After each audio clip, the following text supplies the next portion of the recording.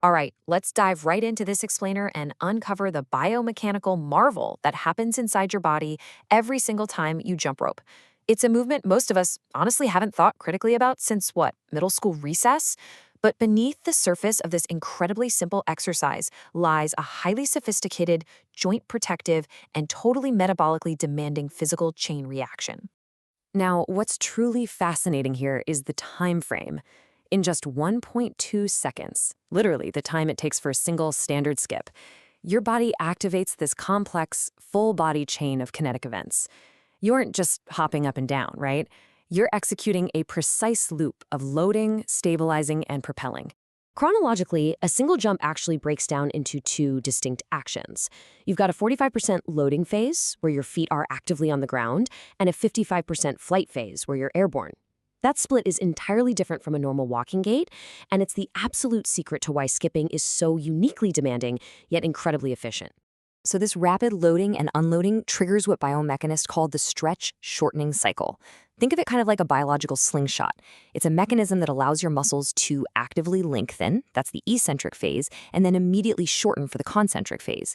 This lets your lower body efficiently absorb shock and generate power in mere milliseconds. It's just wild how fast this happens. Section 1. Muscles in Motion. So while jumping rope is heavily promoted as this ultimate full-body workout, looking closely at the anatomy reveals a surprising truth. It's actually predominantly a lower body bounding movement that demands massive calf activation. Meanwhile, your quads and glutes, they're working overtime to stabilize your core.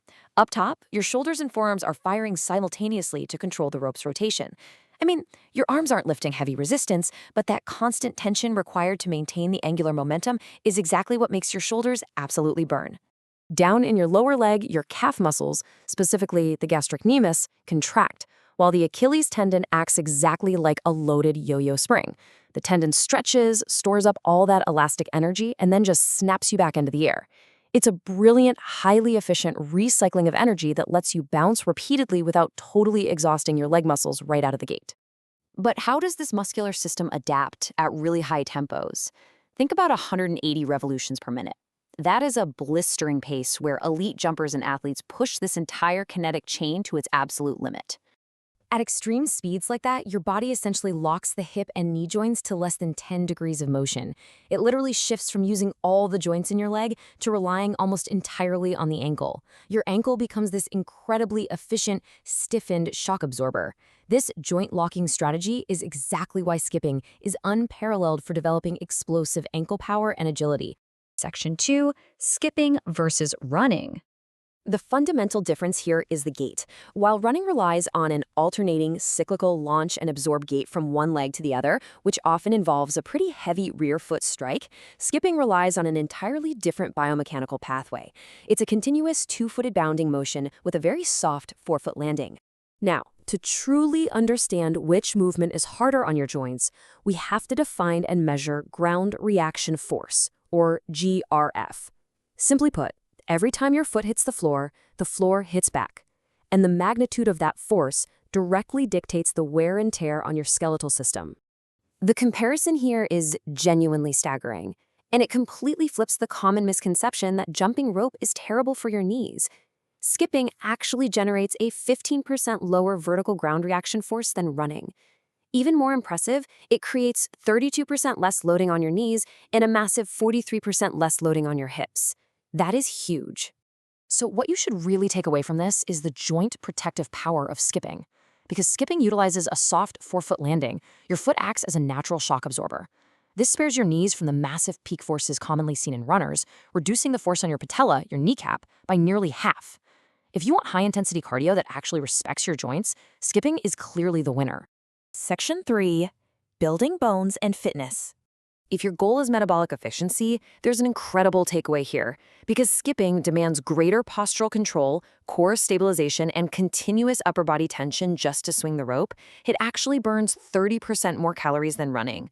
It demands way more oxygen and continuous blood flow, making it a hyper-efficient way to train your cardiovascular system. And the benefits actually go way beyond just burning calories and building muscle. That controlled, repetitive impact of your forefoot hitting the ground acts as a healthy stressor. Clinical studies show this temporary stress actively increases your bone mineral density in highly vulnerable areas, like your lumbar spine, your thigh bones, and your heels. You are literally building a more resilient skeleton with every single skip. Section 4. Form and gear optimization.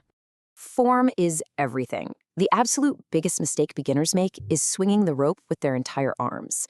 Instead, you want to isolate the rotation entirely to your wrists, maintain a tight, upright core, and keep your jumps incredibly low, landing nice and softly on the balls of your feet.